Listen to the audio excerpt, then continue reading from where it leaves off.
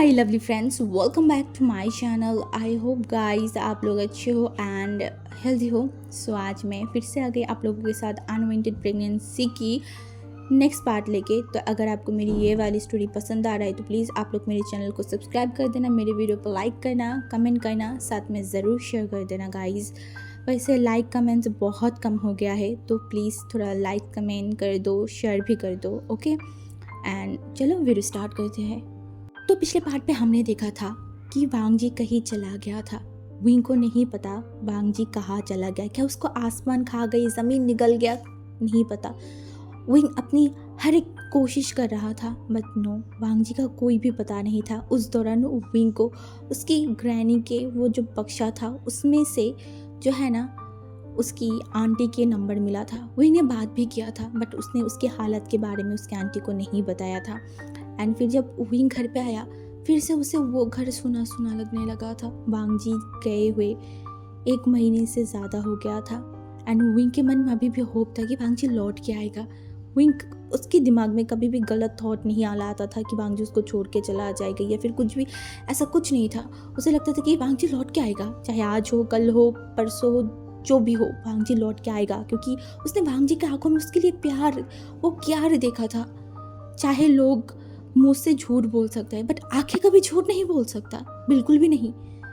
कैसे आंखें झूठ बोल सकता है? हाँ, वो जो बच्चन लिया था, वो जो शादी किया था, सब कुछ तो रियल था ना, कुछ भी फेक नहीं था, कुछ भी नहीं। ऐसे ही दिन बीतता जा रहा था। 1 महीने से लेके 3 महीना कंप्लीट हो गया था। अब विंग का जो बेली था ना वो थोड़ा थोड़ा शो करने लगा था। हाँ, थोड़ा थोड़ा उसका बेली शो करने लगा था बट जब विंग लूज़ कपड़ा पहनता था तब वो दिखाई नहीं देता था। एंड इन बीच विंग सबसे कम अगर किसी से मिलना बंद कर दिया था वो था आंटी वैन। हाँ, वो आंटी वैन से मिलना ही बंद कर दिया था क्योंकि उसे डर लगता था आंटी वैन अगर उसे कुछ भी सवाल करेगा, वो विंग के पास कोई जवाब नहीं है, वो क्या जवाब देगा। हाँ, एंड वो आंटी वैन से झूठ नहीं बोल सकता, नहीं, वो कुछ भी झूठ नहीं बोलेगा। इस वजह से वो सिर्फ अंकल वैन की दुकान में बैठता था, ज़्यादा टाइम के लिए नहीं, कुछ ही टाइम के लिए, उसके बाद घर पे आ जाता था।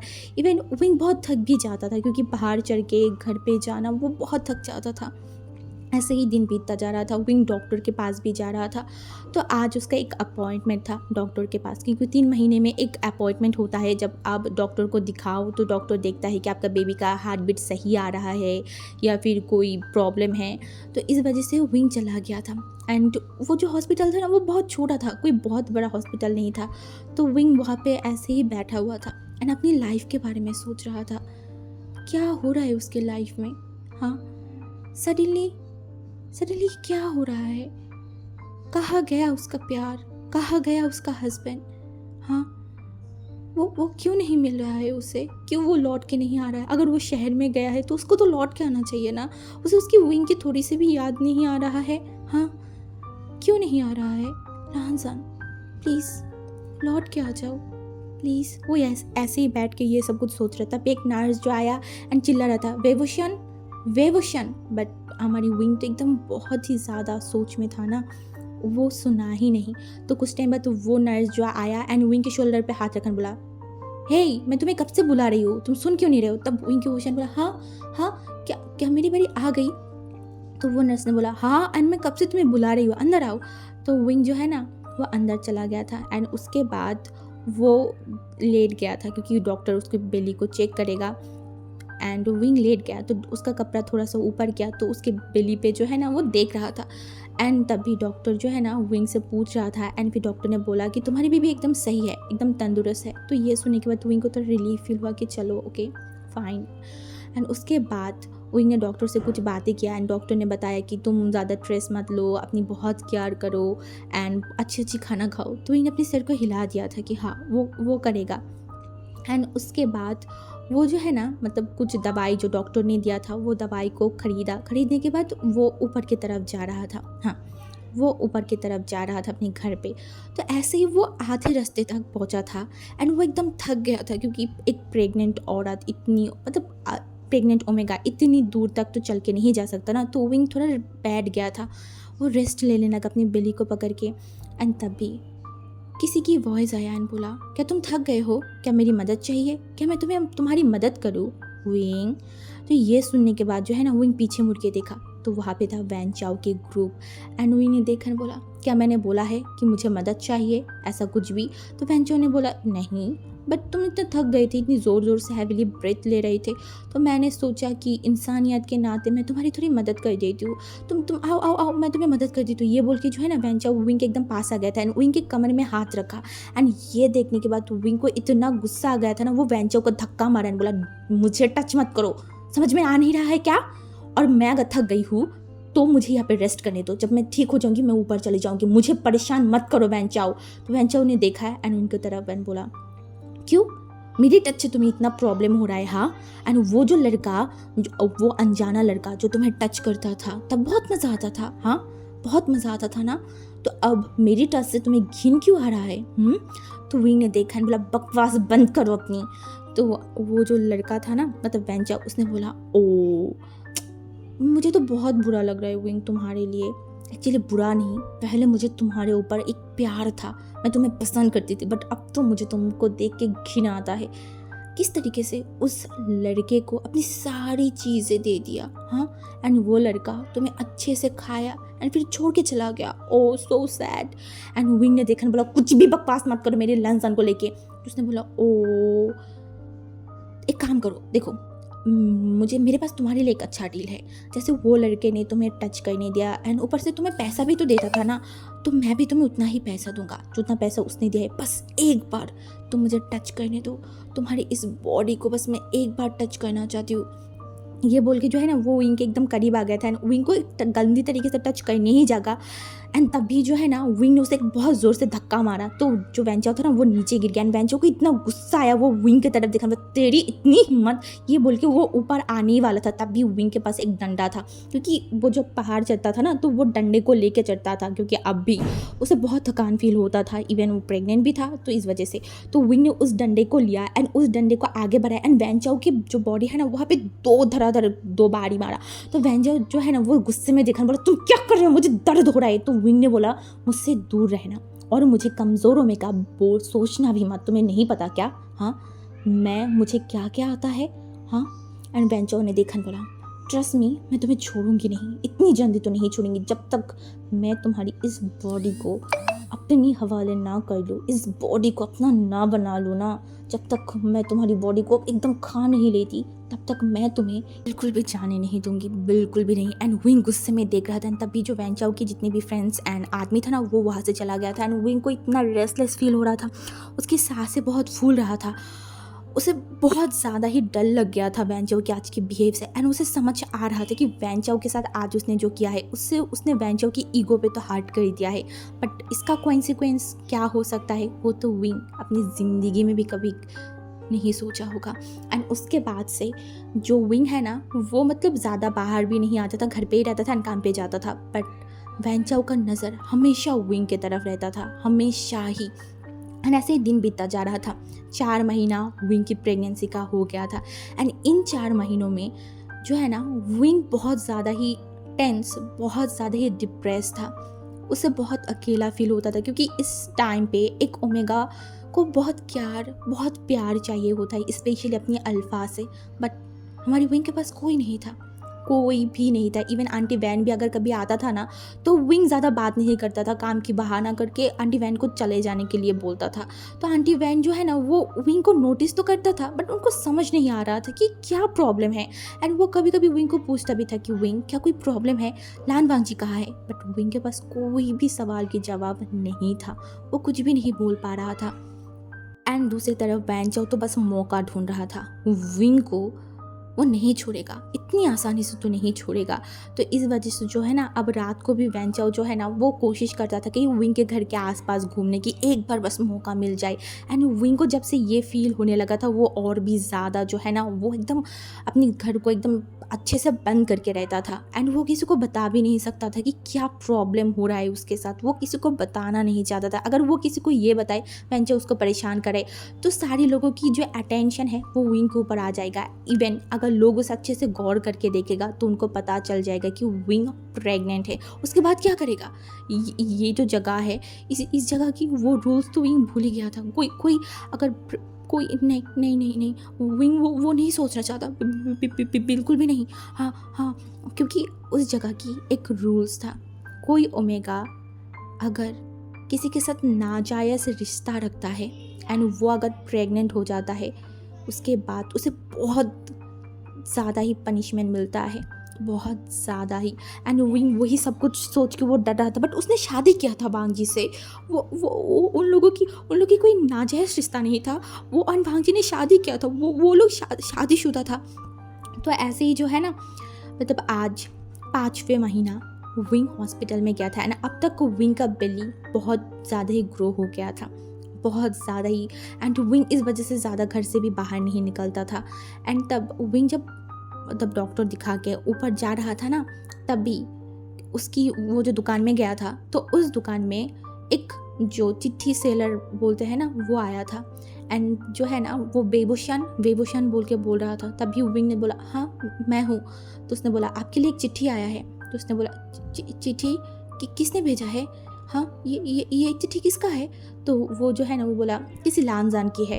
एंड ये सुनने की देरी थी, विंग की फेस पे जो चमक था ना वो इतना बढ़ गया। उसमें लानजान ने मेरे लिए चिट्ठी भेजा है? हाँ लानजान आपको भेजा है, आपके पास दिया था, क्यों वो सही है? हाँ वो ठीक है ना, उसको कोई प्रॉब्लम तो नहीं हुआ होगा ना? तो उसने बोला मुझे तो किसने दिया मुझे नहीं पता, बस मुझे ये चिट्ठी दिया गया था एंड बोला था इस दुकान में देने के लिए, इस वजह से मैं आ गई यहाँ पे देने के लिए। तो उन्होंने बोला ओ ओके।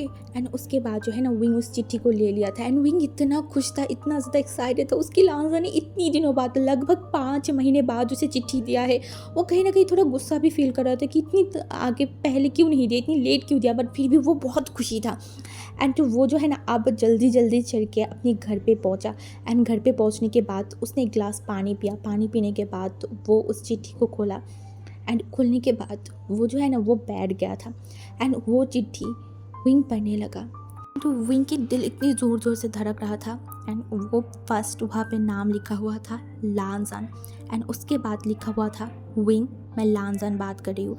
आई नो कि तुम मुझे ढूंढ रहे होगे, बट मैं क्या करूँ, मुझे वहाँ से आना पड़ा क्योंकि मुझे पता है कि तुम अब मेरे प्यार में हद से ज़्यादा गिर गए थे। बट मैं क्या करूँ यार, मैंने तो तुमसे प्यार कभी किया ही नहीं। मुझे जो चाहिए था वो मुझे मिल गया।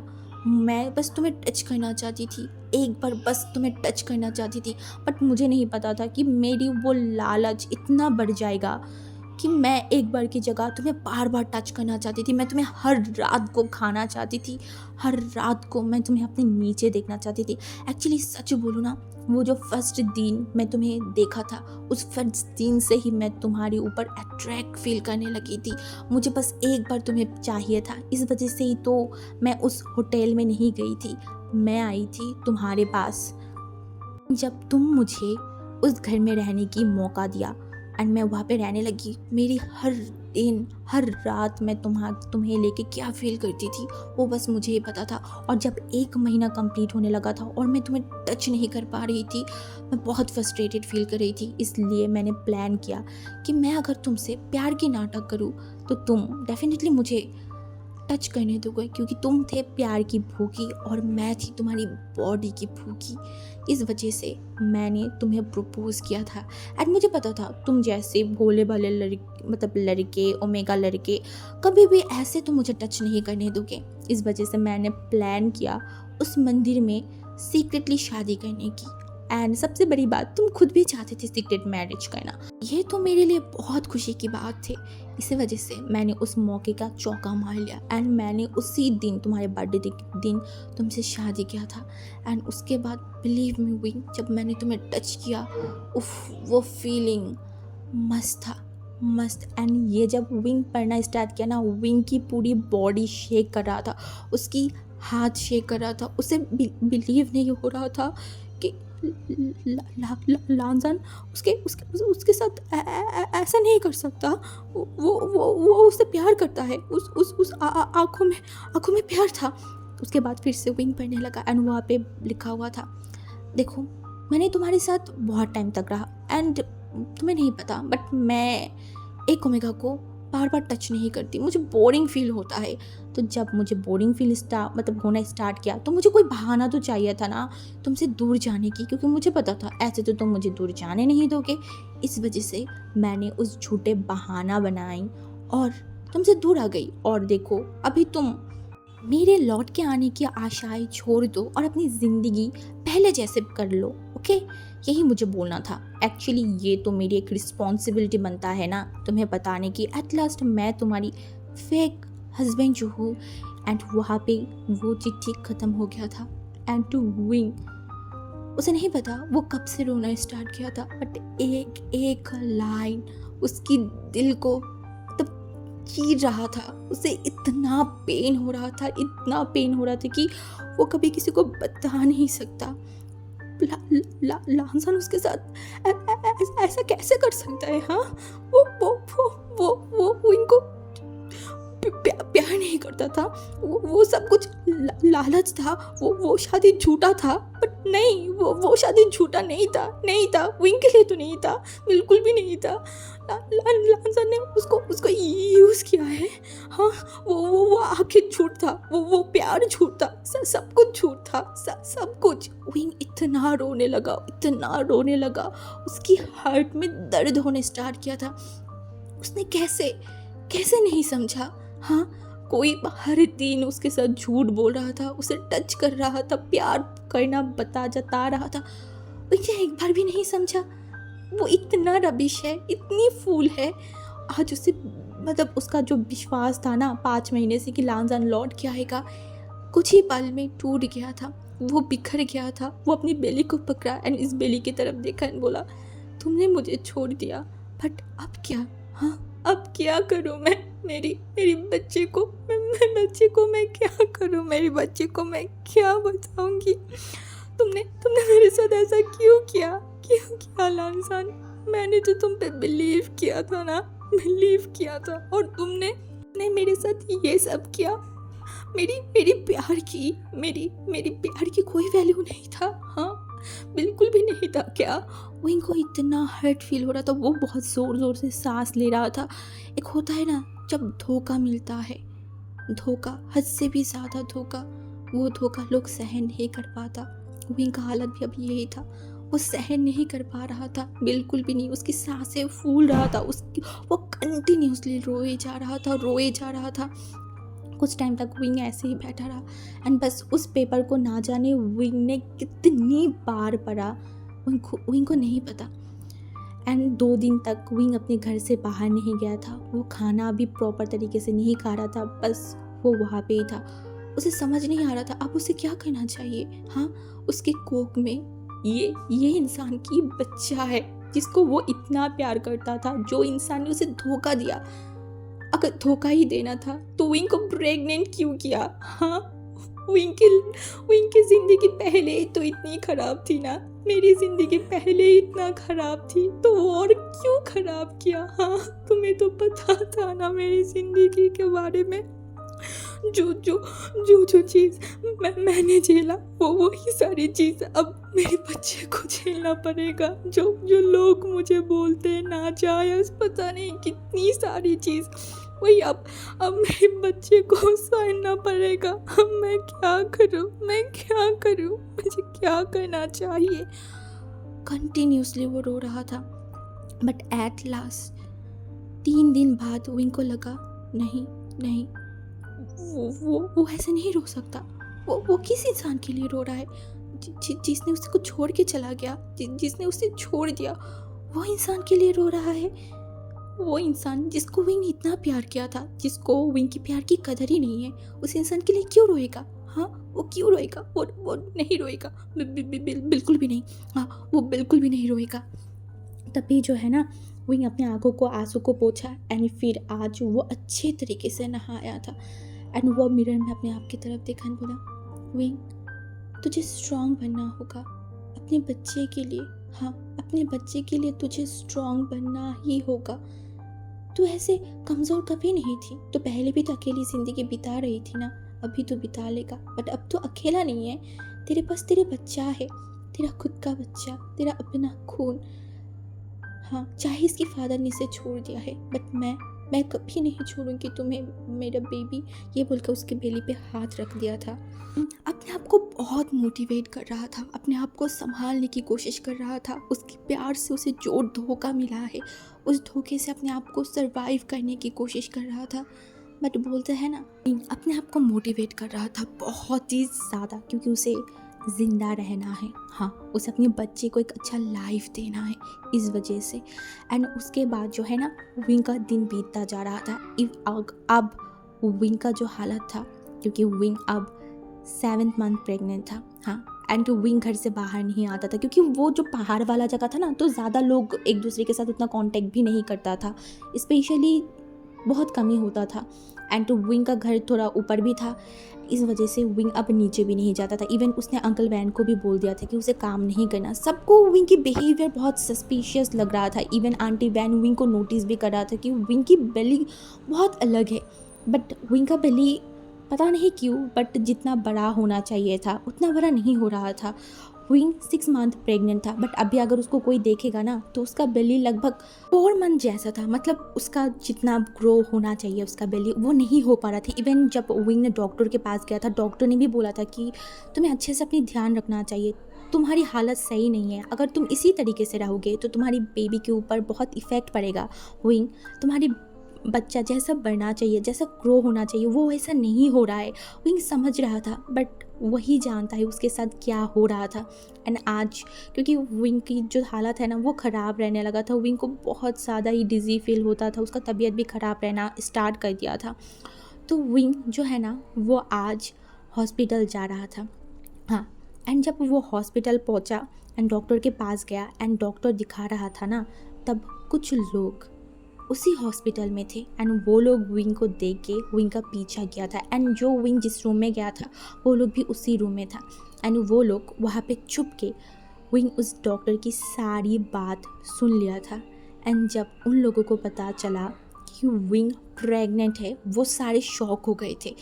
एंड स्पेशली हमारी वैन चाओ, वो बहुत शॉक हो गया था। उसे अब विंग से बहुत घिन आ रहा था कि विंग प्रेग्नेंट है, इसके मतलब ये बच्चा उसी लड़के का है। हाँ, उसी लड़के का है। एंड वो लड़का तो उसको छोड़ के चला गया। जो वैन चाओ था ना, वो एक क्रीपी सा स्माइल किया एंड उसने बोला, विंग, मैंने भूला नहीं था उस दिन का वो थप्पड़, वो मार, तुमने जैसा मेरे साथ किया ना, अब तुम देखना मैं तुम्हारे साथ क्या क्या करती हूँ। मैं तुम्हें कहीं का नहीं छोड़ूंगी। ये बोलने के बाद वो वहाँ से चला गया था। एंड दूसरी तरफ विंग, जिसको इस सब के बारे में कुछ नहीं पता था, एंड अगर पता होता तो शायद वो भाग जाता बहुत जल्दी यहाँ से। आगे देखते हैं कि कल क्या होगा, क्योंकि वैन चाओ को तो पता चल गया था। तो वैन चाओ इतनी आसानी से विंग को छोड़ने तो नहीं वाला। तो वैन चाओ क्या करेगा वही हम देखेंगे। एंड गाइस, शायद कल के पार्ट पे ही फ्लैशबैक ख़त्म हो जाएगा एंड उसके बाद फिर से हम पहले जैसे स्टार्ट करेंगे जैसे स्टार्ट हुआ था। ओके, एंड कल ही आपको पता चलेगा कि एक्चुअली हुआ क्या था। ओके, तो मैं यहाँ पे स्टोरी स्टॉप करती हूँ। आई होप कि आपको ज़्यादा बोरिंग फील नहीं हो रहा है, और अगर आपको बोरिंग फील हो रहा है प्लीज़ ज़रूर मुझे कमेंट में बताना कि स्टोरी बोरिंग लग रहा है, तो मैं थोड़ा सा फास्ट चलूँगी। ओके।